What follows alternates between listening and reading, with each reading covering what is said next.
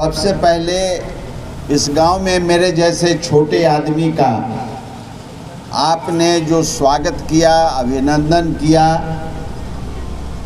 अंग वस्त्र देकर मुझे जो सम्मानित किया, मैं अपनी तरफ से, अपने परिवार की तरफ से नहीं पूरे हिंदुस्तान के शोषित, पीड़ित, दलित, लांछित किसान भाइयों की तरफ से कृतज्ञता ज्ञापित करता हूँ।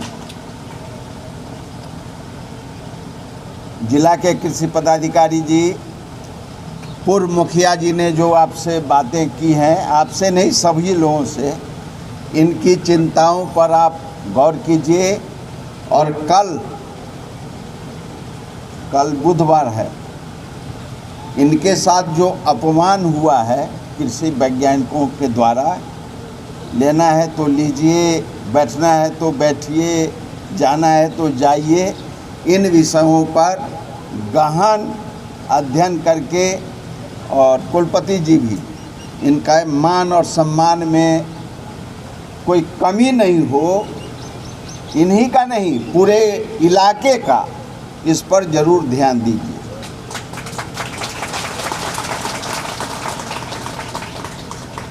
सबसे पहले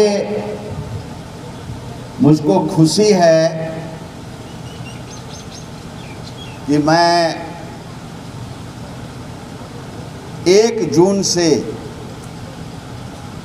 28 और 29 की बैठक में किसान भाइयों ने, कृषि वैज्ञानिकों ने, कृषि विभाग ने जो निर्णय लिया था दिल्ली में कि पूरे जून में 1 जून से 30 जून तक खेत बचाओ अभियान चलाना है, उसमें मैं हिस्सा लेने के लिए आपके गांव में आया हूं।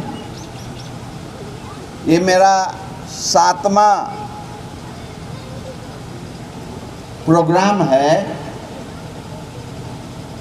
मैं पहली बार गया राजस्थान, उसके बाद गया हरियाणा, उसके बाद गया मैं वैशाली, उसके बाद मैं गया वैशाली ज़िला में ही एक गांव है वहाँ, उसके बाद किसान भाइयों के बीच में कोठिया।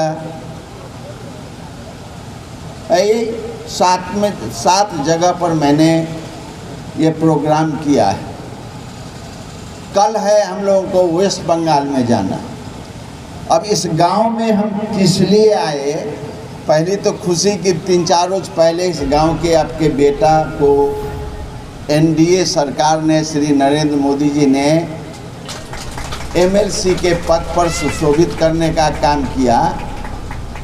तो मैं आप सबों की तरफ से, इस गांव की तरफ से नहीं, इस ज़िले की तरफ से, इस ज़िले की तरफ से नहीं, इस बिहार प्रांत की तरफ से, सभी के तरफ से, शोषित, पीड़ित, दलित, लांछित, किसान, गरीब, अमीर की तरफ से, नौजवानों की तरफ से, बुद्धिजीवियों की तरफ से, माताओं और बहनों की तरफ से इनका हम हार्दिक अभिनंदन करते हैं, हार्दिक स्वागत करते हैं। मैं अपनी बात बोलूं,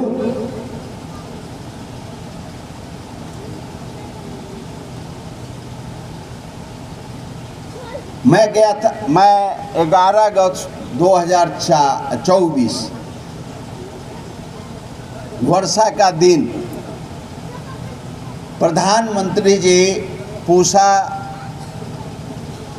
एग्रीकल्चर फॉर्म में आए थे। वर्षा हो रही थी, छाते लगाए हुए थे। तो फर्स्ट आइटम जो था, फर्स्ट जगह जो जाना था, उसमें उनको 15 मिनट टाइम देना था, लेकिन उन्होंने दिया 40 मिनट टाइम। बाजरे की खेती में, और वैज्ञानिक और किसान थे। तो प्रधानमंत्री जी ने पूछा कि आप 110 रोज में जो बाजरे की खेती करते हैं उसको कम दिन में करने का काम कर सकते हैं कि नहीं कर सकते। तो वैज्ञानिक और वहाँ का किसान कहा जरूर कर सकते हैं। 2025 में 110 दिन के बदला 70 दिन में बाजरे की खेती हो रही है। ये हमारे प्रधानमंत्री जी की चिंता है, एनडीए सरकार की चिंता है। दूसरी जगह जहाँ मैं था और धान की खेती हो रही थी, वहाँ कृषि वैज्ञानिक और किसान भाई थे। तो प्रधानमंत्री जी ने पूछा किसान भाई से और वैज्ञानिक भाई से, क्या धान की खेती में जो 100% पानी की ज़रूरत होती है, तो कम पानी में धान की उपज हो सकती है कि नहीं हो सकती है? तो किसान भाई और वैज्ञानिक ने कहा कि हो सकती है। तो अब 70% पानी में 30% को माइनस कीजिए, 70% पानी में अब धान की फसल हो रही है। और तीसरे जगह बागवानी की खेती में जहाँ श्री भागवत चौधरी जी मंत्री वहाँ मौजूद थे, वर्षा हो रही है, तो उन्होंने पूछा कि सब्जी, फूल और आम कम समय में एक पेड़ में 2 सब्जियां 3 सब्जियां कैसे हो सकती? तो वहाँ के वैज्ञानिक और किसान भाई ने कहा कि हो सकती है। यहाँ वैज्ञानिक भाई हैं, अफसर लोग हैं, कुलपति जी हैं। लखनऊ में 700 वर्ष पुराना पेड़, 700 वर्ष का पुराना पेड़ जो आम का था, उसको नए वैराइटीज़ में कैसे परिवर्तित किया जाता है। तो वहाँ के वैज्ञानिकों ने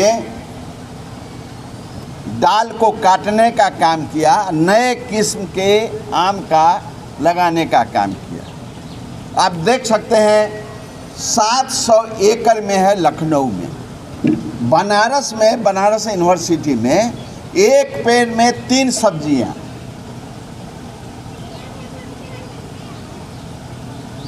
एक पेड़ में 3 सब्जियां।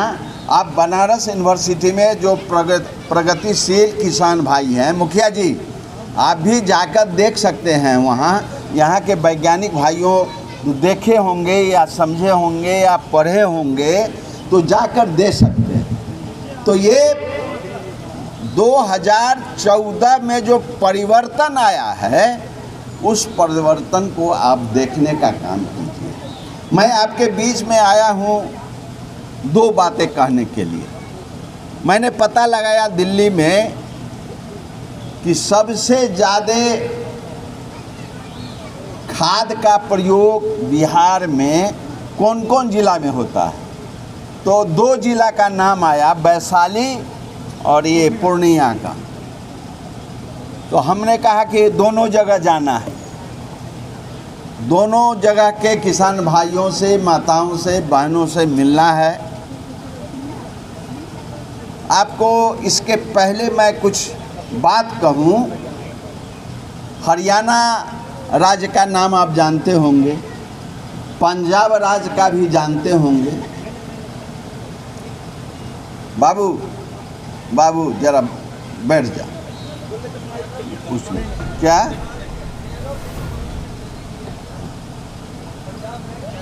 तो पंजाब हरियाणा के किसान कंपटीशन में हैं कि कितना खाद दें जो हमारा उपजा बढ़े, और उसी तरह पंजाब के किसान भी। लेकिन वहीं से कैंसर ट्रेन निकलती है। कैंसर ट्रेन है, उसका नाम है कैंसर ट्रेन। वहाँ से भर भर करके कैंसर के इलाज के लिए लोग जाते हैं। दिल्ली जाते हैं, बम्बई जाते हैं और कहीं जाते होंगे। कारण क्या है?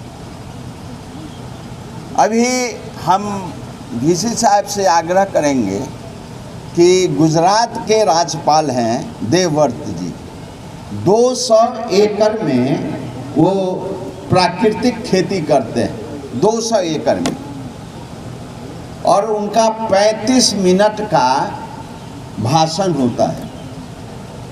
और उन्होंने बताया 29 तारीख को कि 10 वर्ष के बाद, 15 वर्ष के बाद जिस जमीन में खाद का ज़्यादा प्रयोग होता है वो पत्थर हो जाता है, जमीन बंजर हो जाती है। 1 फीट भी अब 10 वर्ष 15 वर्ष के बाद आप पाइप पानी के लिए गाड़िएगा तो गड़ेगा नहीं। तो आप सबों से निवेदन है कि खाद का उपयोग कम कीजिए। देहात में जब किसी की माँ मर जाती है तो वहाँ की बूढ़ी माताएं क्या कहती हैं? बूढ़ी माताएं कहती हैं, मरे मैया बचे गैया। गाय अगर बच गई तो गाय के दूध से हम बच्चे को पाल सकते हैं। आप जो उपजा से खा रहे हैं, जब खेत स्वस्थ रहेगा तो आप भी स्वस्थ रहिएगा। जब खेत स्वस्थ नहीं रहेगा तो आप स्वस्थ नहीं रह सकते हैं, आपके बाल बच्चे स्वस्थ नहीं रह सकते हैं। इसलिए स्वस्थ रहने के, खेत को स्वस्थ रहने के लिए आप खाद का उपयोग कम करें, जबकि मेरे विचार से 9 के बराबर करें। 9 के बराबर करें तो खेती अच्छी होगी, आपका स्वास्थ्य अच्छा रहेगा और आपका खेत भी स्वास्थ्य रहेगा, अच्छा रहेगा। अब आपके कृपा से हम मंत्री बने 2 बरस 17-18 रोज हो गए, तो 2 चीज़ की हमने बड़ी शिकायत सुनी। मणिपुर, मेघालय, पूर्वांचल प्रदेश जो है सो भी, और यहाँ भी बीज, कुलपति जी बीज पर थोड़ा ध्यान दीजिएगा। अच्छी बीज होनी चाहिए, खाली बैग बदलना नहीं है, बीज भी बदलना है।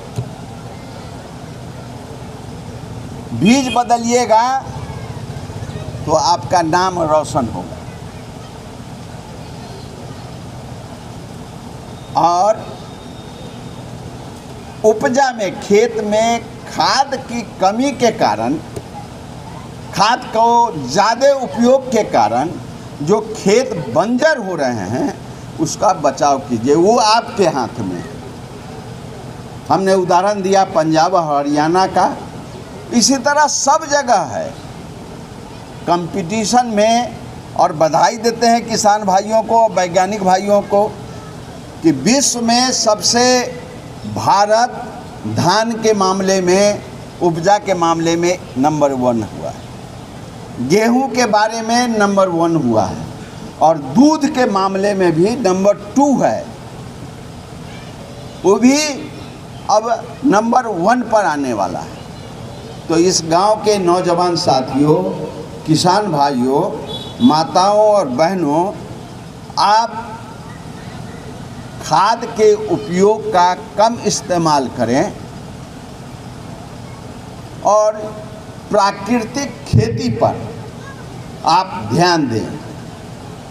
अंतिम बात मैं वैज्ञानिक भाइयों से कहना चाहता हूं कि आप अपने विश्वविद्यालय में, प्रयोगशाला में आप डेमोन्स्ट्रेशन करते हैं कि हम धान में कितना दें, नहीं दें, पानी दें, कितना दें।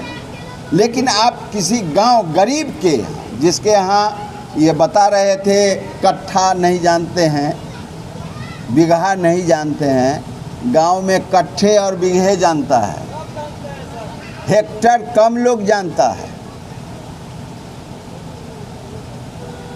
तो वो डेमोन्स्ट्रेशन आपको महीना में 2 बार गरीबों के गांव में जाकर 20 किलोमीटर, 30 किलोमीटर, 40 किलोमीटर, 50 किलोमीटर की दूरी पर जो प्रयोग आप अपने प्रयोगशाला में करते हैं, वही प्रयोगशाला किसी गरीब किसान के खेत में जाकर कीजिए, बताइए, तो आपका जश बढ़ेगा, आपका नाम होगा, आपका जश बढ़ जाएगा। मैं